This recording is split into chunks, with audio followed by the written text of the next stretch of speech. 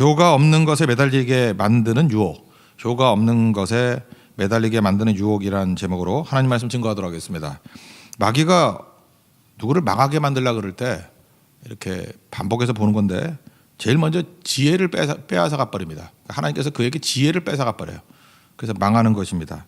하나님께서 그를 어리석게 만들어 버립니다. 그래서 마귀에게 망하게 만드신다는 거예요. 그러니까 심판이 뒤에 오는 게 아니라 지혜가 사라지고 어리석게 되면은 망한다는 것입니다. 그러니까 제일 어리석은 게 고집인데 어리석은 플러스 고집 이게 두 악수를 해가지고 아주 긴급하게 무너지게 되는 경우가 있다라는 것입니다. 같은 관점에서 지혜가 사라진다는 것을 이렇게도 표현할 수 있다고 생각합니다. 효가 없는 것을 붙들고 있어요. 그래서 무너지는 거죠. 학생 같으면은 중요하지도 않은 거 잠깐 공부하려고 그러고요. 그죠? 그래서 엉뚱한 거 얘기하고 목회 같으면은 뭐 기도하고 말씀 뭐 이런 게 중요한 거 아닙니까? 근데 뭐 카페 색깔이 뭔가 뭐 이런 거에 매달리게 만드는 거. 그때마다 가슴이 무너지죠. 왜 그러죠? 어쩜 이렇게 어리석을까? 어쩜 이렇게 지혜가 없을까? 그게 심판이죠. 우리 한두 사람이 아닙니다. 많은 사람들이 이렇게 영성이 떨어지게 되면은 총기를 잃어버립니다. 총기를 잃어버린다는 게 뭐예요? 하나님께서 지혜를 거두어 가신다는 거죠. 우리나라도 예를 든다 그러면 효과가 없는 것에 매달리는 게 뭐였죠? 구한말 같은 때. 아니, 청나라에 매달리고 러시아에 매달리고 그거 사실 같이 망할 나라들인데 그죠? 거기에 매달릴 이유가 없잖아요. 근데 그 당시에는 아간 파척을 해서 러시아를 의존했고 청나라 그 허수아비 같은 나라인데 곧 망할 나라인데 거기에 의지하게 되고 이게 효과 없는 것에 매달리다가 무너지게 된 거 아닙니까?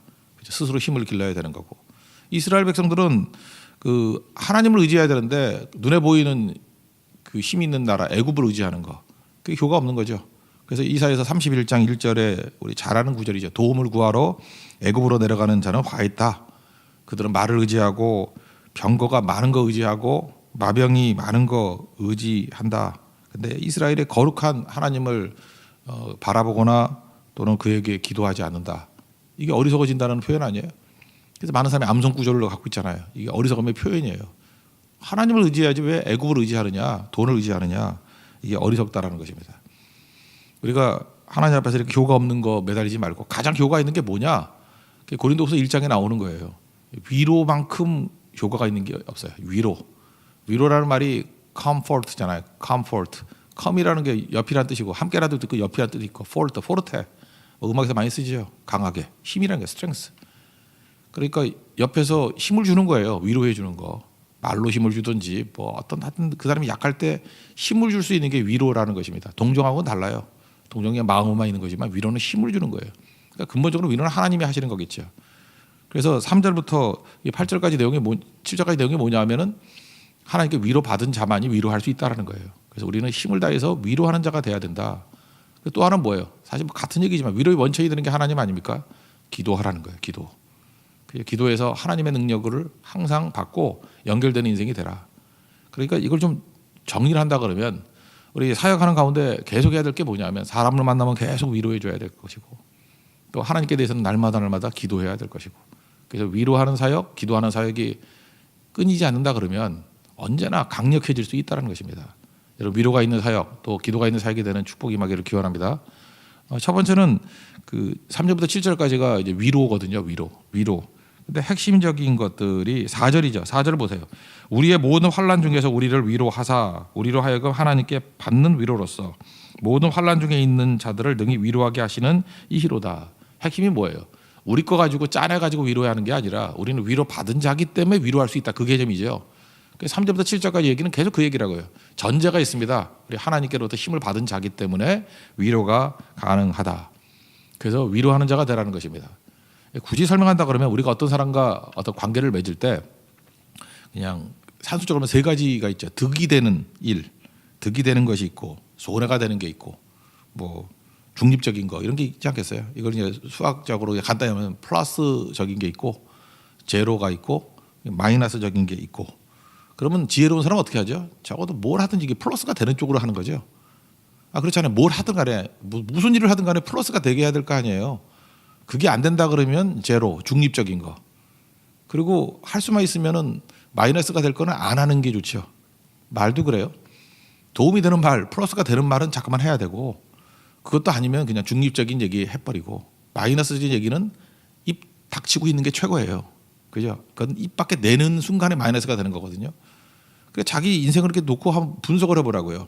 내가 하는 행동도 플러스적인 행동이 있으면 플러스를 해야 되고 정 그게 아니라 그러면 그냥 제로 중립적인 거 정도 하고 마이너스적인 거는 이건 어리석음이에요. 무조건 어리석음. 이거는 없애버려야 되는 거예요. 이건 하면 안 되는 거고 마이너스라고 판명되는 그 순간에 이건 중단해야 되는구나 잘라내야 되는구나 이거를 깨달아야 된다는 것입니다. 최근에 있었던 일 중에 하나 이런 게 있었어요. 우리가 어떤 그 집사님이 청년 집사님인데 식당 체인을 내려고 했습니다. 이름 짓기. 저한테 이름을 지어달라고 요청을 했는데 요즘에 이게 뭐 하는 게 지혜를 안 주셨는지 잠깐만 나오지가 않아요. 그래서 그냥 뭐 디벤와이드를 하라 그랬는데 이게 분식점 체인이거든요. 근데 디벤와이드가 좀 이상하잖아요, 그죠? 뭐를 뭔가 깊숙이 넣고 먹으라는지 뭐 많이 먹으라는지. 그래서 그 스태프들 뭐 로고 만들거나 하는 분들도 이거는 잘 안 맞는다. 분식점 한 건 안 맞는다. 저도 안 맞는 거 알았어요. 근데 이제 기다릴 수가 없는 거예요. 이제 계속해서 시간이 쫓겨가지고. 그랬더니 어디서 뭐 이상한 걸 하나 갖고 왔어요. 그죠? 그래서 등록을 하는데 한번 들어보세요. 배뽕 분식, 배뽕 먹으면 배가 뽕 튀어나온 거래. 배뽕 분식? 그것도 뽕도 그냥 뽕이 아니라 뽕을 갖다가 이렇게 비읍자 해놓고 거기다 X를 잘라 놨더라고. 그래서 이걸 배봉을 읽어야 되는지 배뽕을 읽어야 되는지 만든 사람만 아는 거예요. 근데 그 음식점에 들어가는 사람의 반 정도가 여자 아닙니까? 여자 중에 반 정도가 아니 이거 먹으면 배가 뽕 튀어나왔다는데 그거 먹겠다는 사람이 누가 있어요. 그죠? 먹으러 가려고 그러다고 야 배뽕 분식 가자 그럼 뭐 배뽕 배 만지면서 그러지 참아야지. 그죠? 가면 안 되지. 이거 매출 감소 아니에요. 매출 감소고 그다음에 적어도 이 정신적인 타격을 입잖아요. 기분 되게 나쁘잖아요. 그 거기만 가면 배가 생각나고 배가 뽕 튀어나왔다는데 그 분식점이 될 리가 없잖아요. 그래서 제가 이미 다 끝났다 그러는데도 불구하고 야 그건 좀 문제가 있다. 이거 마이너스도 보통 마이너스가 아니고 제가 말론 그랬어요. 매출의 5%의 영향은 있을 거다. 제 생각에는 50% 영향이 있어요. 그 누가 가요 거기를? 그래서 좀 심하게 얘기를 했어요. 그죠? 갑자기 하나님께서 지혜를 안 주셔가지고 좋은 건 생각이 안 나는데 우리가 인도 선교 가면은 그 뉴델리 가면은 항상 우리 숙소 옆에 가는 아침 식당이 있는데 쉼터라고 쉼터 별로 그렇게 강하게 와닿지도 않지만 그 정도로 하는 게 좋겠다고. 쉼터는 중립적이라고. 마이너스도 아니고 물론 플러스도 아니지만 중립적인 이름 정도가 쉼터가 좋겠다. 그럼 느낌이 뭐냐? 뭐 쉴 수 있다. 뭐 그다음에 잠깐이다. 뭐 분식점 특징이 그런 거 아니에요? 그다음에 뭐 큰 기대하지 않는다. 뭐 분식점 가서 뭐 큰 기대합니까? 그죠? 맛집이다 뭐 이런 거 없잖아요. 그죠? 큰 기대하지 않는다. 그리고 힘 빠질 때 작은 위로가 된다. 그래서 중립적이다로 진짜 그랬어요. 그랬더니 뭐 다시 뭐 하는데 비용도 뭐 수백만 원 들고 그렇다는데 제가 그렇더라도 하라 그랬어요. 하자고. 그죠? 그 손해를 보더라도 그건 장기적으로 볼 때는 손해가 아닐 거다. 잘 보세요. 지금 제가 뭘 보고 따진 거죠? 플러스, 마이너스, 제로. 그거 갖고 따진 거라고요. 아무리 봐도 제로적인 게 너무너무 크니까 아니 마이너스적인 게 너무너무 크니까 중간 쪽으로 가자는 거예요. 제로라도 가자는 거예요. 근데 제가 그 며칠 동안 그러니까 어제 하루 종일 이렇게 기도하면서 생각해 보니까 또 쉼터도 괜찮은 것 같아. 또 잘 될 것 같기도 하고 그래요. 물론 제가 혼자 너무 양심의 가책이 있어가지고 그럴지도 모르지만 그죠? 쉼터 그러면 또 대박이 날 것 같기도 해요. 뭐 1호부터 한 100호까지 나오면은 여러분 쉼터 이렇게 해서 나온 거라고 잊지 마시오. 쉼터 그럴 때 배뽕이었다. 그거 잊지 말라고요. 그죠? 그러니까 이게 우리가 생각을 할 때 항상 염두에 둬야 될 게 그거라는 거예요. 이름을 짓든지 말을 하든지 이게 적어도 마이너스가 되는 걸 해서는 안 된다는 거예요. 적극적으로 플러스 되는 얘기를 해야죠. 내가 지금 이 말이 플러스가 되느냐, 이 행동이 플러스가 되느냐, 이 사역이 플러스가 되느냐. 우리 팀들도 선교팀이 가가지고 플러스가 되는 사역을 해야 될 거 아니에요. 그거 아니면 적어도 중립은 돼야 될 거 아니에요. 갔더니 뭐 마이너스가 되는 일들을 해서는 안 된다는 것입니다. 우리 말도 그래요. 우리는 항상 이게 과묵해가지고 마음이 좋으면 좋은지 알아요. 내가 저 사람에 대해서 호의를 갖고 있어. 저 사람에 대해서 존경하는 마음을 갖고 있어. 그리고 표현을 안 해요. 그러고 난 다음에 일 다 벌어지고 난 다음에 뭐라 그러냐면 내가 마음은 있었는데 내가 말을 안 해서 그렇지. 말 안 하면 어떻게 알아요? 그 마음을 알 수 있다고 생각하는 것 같아요. 많은 사람들은. 우리가 하나님이에요? 하나님은 겉을 안 보고 중심을 보신다 그러는데 우리 하나님이 아니잖아요. 그러니까 말해야 알지. 표현해야 알죠. 그러니까 아무 말도 안 하면요 화난 줄 알아요. 아무 말도 안 하면은 나한테 유감 있는지 안다고. 그러면서 맨날 뭐 이 교회는 오해가 많다느니 오해하게 만들었잖아. 그죠? 말을 해야죠.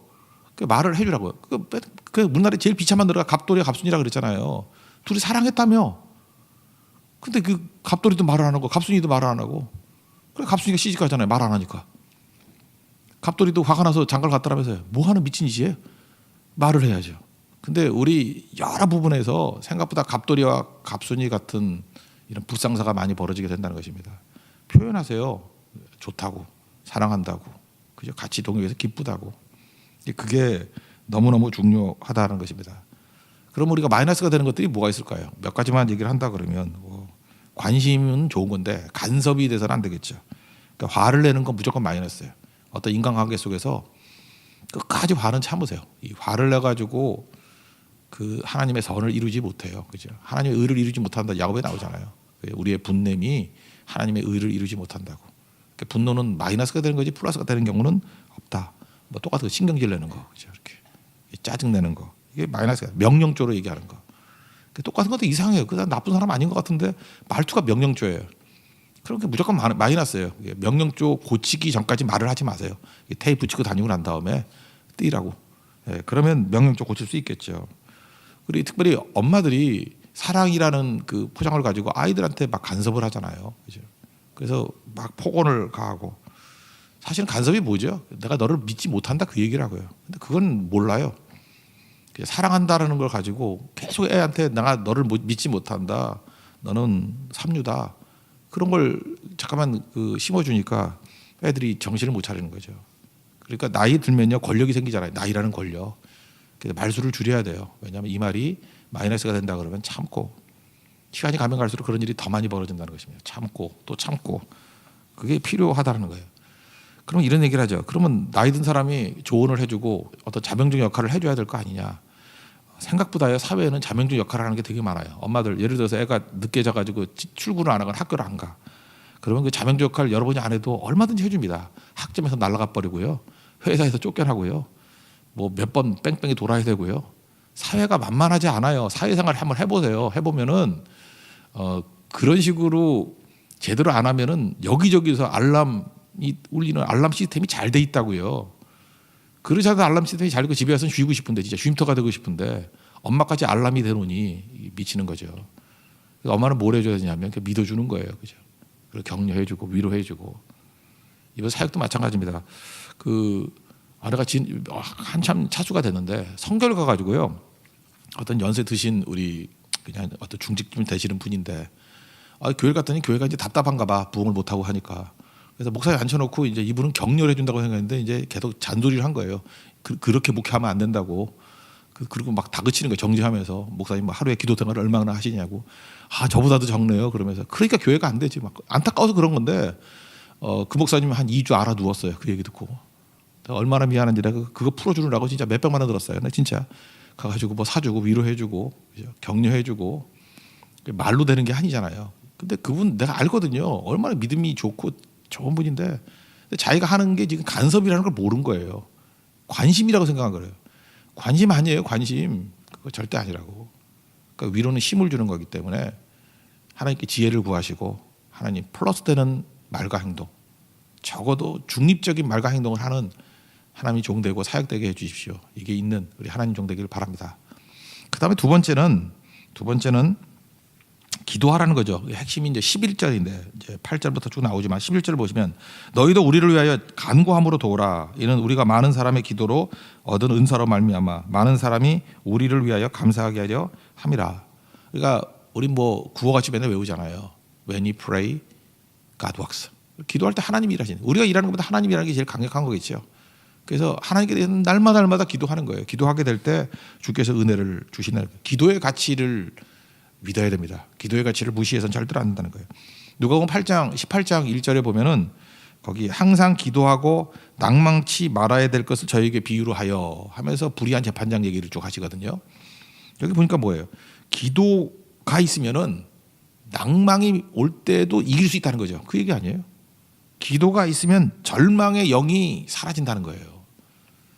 그러니까 어떤 사람이 낭망을 많이 하고 절망의 영이 사로잡고 있어요. 그렇다 그러면 상황이 그래서 불의한 재판장 때문에 낭망이 오고 불의한 재판장 때문에 절망의 영이 오는 게 아니라는 거예요. 성경의 시각을 잘 보라고요. 지혜가 그거 아니에요? 그게 핵심이 아니잖아요. 이렇게 불의한 재판장이라는 최악의 상황이 온다 할지라도 간청 기도할 때 해결되는 거 보면 핵심이 뭐예요? 기도 안 한 거 아니냐 그 얘기죠. 그러니까 기도가 얼마나 파워풀한지를 알고 기도의 가치를 놓치지 말라 이거죠. 항상 시대가 최악이 될 때는 기도에 대한 가치가 최하로 바닥으로 떨어질 때예요. 여러분 믿어지십니까? 교회에서 기도하자 그러면 뭐 안 하더라도 기도해야죠. 이렇게 얘기가 되죠. 교회 그 막 가는 교회 콩가루 교회 되기 직전이 되면요. 교회에서 기도하자 그러면 욕 먹어요. 그 알아요. 막 싸움 벌어지고 막 이런 그 이상한 놈들이 판치는 교회가 돼버리면요. 누가 이렇게 기도하자 그러면 정신 나간 소리 하지 말라고 지금 기도할 때냐고 이게 교회에서 벌어진다고. 지금 이거보다 처리할 게 먼저 있는 거지. 기도만 하면 되냐고. 뭐 이렇게 나간다고요. 그러니까 기도하자고 제안하는 것이 비난의 대상이 되고 기도의 가치가 바닥으로 떨어졌을 때 그건 망하기 직전이에요. 이미 망한 거죠. 그러니까 우리가 항상 기도의 가치를 드높여야 되는 거예요. 부흥이 뭐예요? 기도의 프라이어리티를 둔 게 부흥이죠. 그 어떤 분이 뭐 옛날 논문인데 제가 볼 때 뭐 그렇게 큰 근거는 없으니까 그냥 분위기만 이해했으면 좋겠어요. 기도와 그 영적 부흥과 침체에 대한 얘기를 하는 거예요. 미국 사람이 쓴 논문인데 이거예요. 이거 뭐 얼마큼 믿어야 되는지 모르지만 뭐 이런 거 있어요. 기도가 공립학교에서 기도가 사라졌잖아요. 68년도인가 이렇게 학교에서도 기도했었거든. 그 논문인데 공립학교에서 기도가 사라지고 난 다음에 미국이 68년 이후에 이게 한 25년 정도 지나고 난 다음에요. 전체 학생의 평균 IQ가 10이 떨어졌대요. 그러니까 이거는 뭐 제가 볼 때 사회학적으로 이렇게 근거가 있는 얘기는 아닌 것 같지만 전반적으로 돌다갈이 됐다. 그거는 그냥 느낌으로 받아들이면 되겠죠. 기도가 사라지면요. 지혜가 없어지잖아요. 그러니까 바보 돼요. 지금도 여러분들 지혜 없이 어리석어지는 길은 뭐냐. 기도 사라지면 그래요. 멍하게 간다는 것입니다. 두 번째는 경제예요. 기도가 사라지면 경제가 무너지게 된다는 것입니다. 그러면서 영국 예를 들었어요. 17세기에 영국이 사회 문제가 엄청나게 많았습니다. 폭도들이 있었고 방화가 일어나고 이 산업 전반에 이게 밸런스가 깨져가지고 사회가 폭발 직전에 놓였다고요. 영국도 그럴 때가 있었어요. 그죠? 17세기. 그런데 이 존 웨슬리가 나타나서 기도 운동이 벌어지고 부흥이 일어나고 난 다음에 그 위기를 넘겼대요. 그래서 이 논문에서 그 제일 유명한 거 이건 들어보셨을 거예요. 영국은 존 웨슬리가 있었기 때문에 명예혁명으로 끝났고 프랑스에서는 존 웨슬리 같은 기도의 운동이 없었기 때문에 피를 흘리는 프랑스 대혁명이 있었다고. 길로틴이라고 단도대 뭐 서로 죽이고 누구 책임이겠어요? 기도하는 사람 책임이라고요. 그죠? 기도는 전체적인 무너지는 것들을 살리는 힘이 있다는 것입니다. 뭐 그거 말고도 뭐 음란해지고 우상숭배가 횡행하고 뭐 이런 것도 쭉 나와요. 어쨌든 간에 중요한 게 무엇입니까? 이렇게 사회 분석을 하는 사람도 알잖아요. 기도의 가치가 어마어마하다라는 거. 그럼 오늘 본문 내용은 무엇입니까? 8절, 9절, 10절을 보니까 엄청나게 고난이 오잖아요. 우리 삶 속에서 고난에 면제된 사람이 누가 있겠습니까? 어려움이 있잖아요. 이제 난관이 있는데 이거 돌파하는 게 기도라는 거예요. 오늘 8절을 보니까 아시아에서 환난 당했는데 어떻게 표현해요? 살 소망이 끊어졌다. 사도 바울이 과장하는 거 아니거든요. 살 소망이 끊어졌다. 그러니까 뭐 엄청 큰 고난이라는 거죠. 9절을 보니까 사형 선고 받았다. 아니 뭐 10년 감옥에 들어가라 그래도 그 얘기 듣고 기절하는 사람 많은데 법정에 가면 기절하는 사람 많대요. 기절하고 첫째 날 들어가면 뭐 쇼생각 탈출 같은 때 막 울잖아요. 그죠? 막 우는 사람 나오고. 그죠? 이번 오늘도 신문 보니까 뭐 삼성 부회장이 이재용 씨가 뭐 감옥에 있을 때 누가 낚시반 사람 뭐 위로해 준 얘기도 나오대.